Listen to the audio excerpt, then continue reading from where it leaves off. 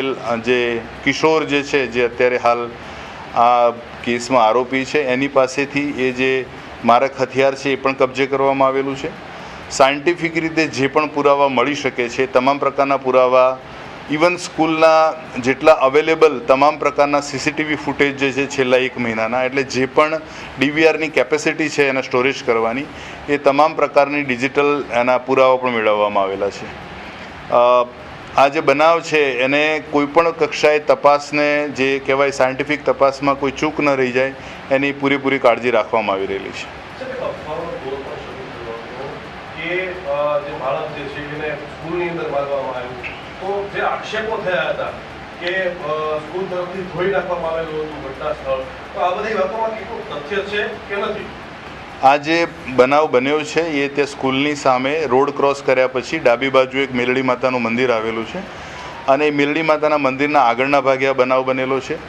આ જે બંને છોકરાઓ વચ્ચે જે પણ માથાકૂટ થઈ એ બીજા લોકોએ પણ ત્યાં જોયેલું છે અને સ્કૂલના જે રોડ છે સ્કૂલની આગળના ભાગે, દરવાજાની આગળના ભાગે ડિવાઈડર સાથેનો, તો બંને બાજુએ પિકઅપ રિક્ષા અને પિકઅપ આપણે જે બાળકોને સ્કૂલે લાવવા લઈ જવા માટેના જે વાહનો છે એ પણ ઊભેલા છે. એટલે સમગ્ર જે બનાવ બન્યો છે, જે પ્રકારે જે એને ઈજા પહોંચાડી, ગંભીર ઈજા, એ સ્કૂલના કેમ્પસની બહાર પહોંચાડેલી છે. બાકીના જે પણ આક્ષેપ જે છે અથવા તો જે પણ રજૂઆતો જે છે એ રજૂઆતોમાં ક્યાંય પણ કોઈ તપાસ ન થાય અથવા તો એને ઓવરલુક કરવામાં આવે એવી કોઈ સંભાવના રહેલી નથી. મુખ્ય કારણ સામે એવું ખરા, હત્યા કરવા પાછળનું મુખ્ય કારણ શું અને કઈ વસ્તુથી? જે કાયદાના સંઘર્ષમાં આવેલ સગીર જે છે એ સગીર મૃતકને એણે ચપ્પાથી એને ઘા કરેલો છે, ડાબા ભાગે, પેટના ડાબી બાજુ પેટના ભાગે, અને એના કારણે ઇન્ટરનલ બ્લીડિંગના કારણે આ મૃત્યુ થયેલું છે. મુખ્ય કારણ હત્યા કરવા પાછળનું કારણ શું?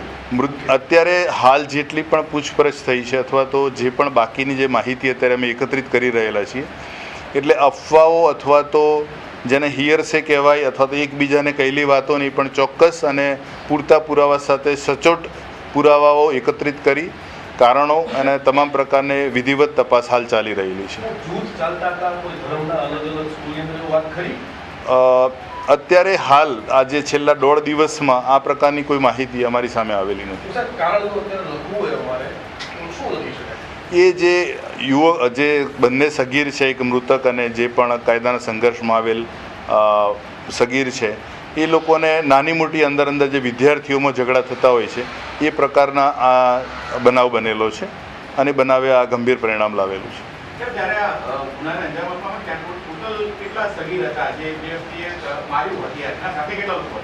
એ માત્ર ત્યાં જ્યારે બનાવ બન્યો ત્યારે એ જે કાયદાના સંઘર્ષમાં આવેલ જે કિશોર છે એક જ હતો.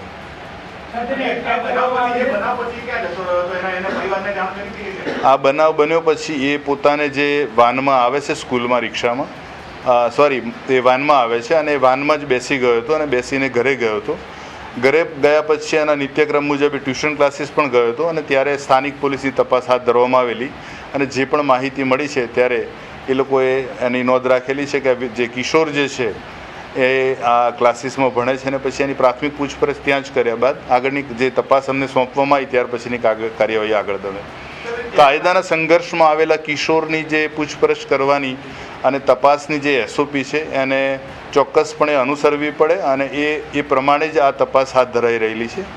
અને બીજી મેં જેમ અગાઉ વારંવાર કહ્યું છે એમ કે આ તપાસની અંદર કોઈપણ એંગલથી, કોઈપણ ખૂણેથી કોઈ કચાશ ન રહી જાય. ઇવન નાનામાં નાની વિગત પણ ગંભીરતાથી ધ્યાને લેવામાં આવશે.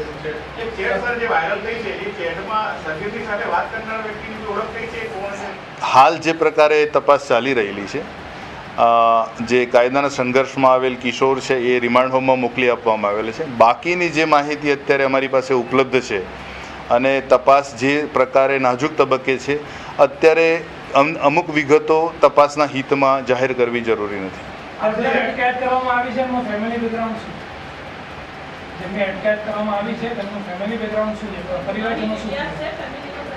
શું હાલ એ પણ તપાસ ચાલી રહેલી છે કે આ જે કિશોર જે છે એના પરિવારનો કોઈ ગુનાહિત ઇતિહાસ છે કે કેમ. હાલ જે કાયદાના સંઘર્ષમાં આવેલ કિશોર જે છે એના જે પિતા જે છે એ એક વ્યવસાયિક છે, વેપારી છે નાના, અને એમનું અત્યારે બીજી ડિટેલ્સ પણ મેળવવામાં આવી રહેલી છે. આપણે જે ગુનો દાખલ થયો એમાં નામજોગ કોઈની સામે ફરિયાદ છે કે શાળાના સંચાલકો કે એ રીતે નામ છે આપણે? એમના જે 7th ડે સ્કૂલના પ્રિન્સિપલના નામજોગ ફરિયાદ થયેલી છે અને અન્ય જે સ્કૂલ એડમિનિસ્ટ્રેશન છે એનું નામ છે. સર, જે કિશોર જે આરોપી છે એને જે હથિયાર હતું એની પાસે પહેલાંથી હતું અથવા એ દિવસે એને ખરીદ્યું હતું એમાં પણ એક વિસંગત એની પાસે જ હતું અગાઉથી.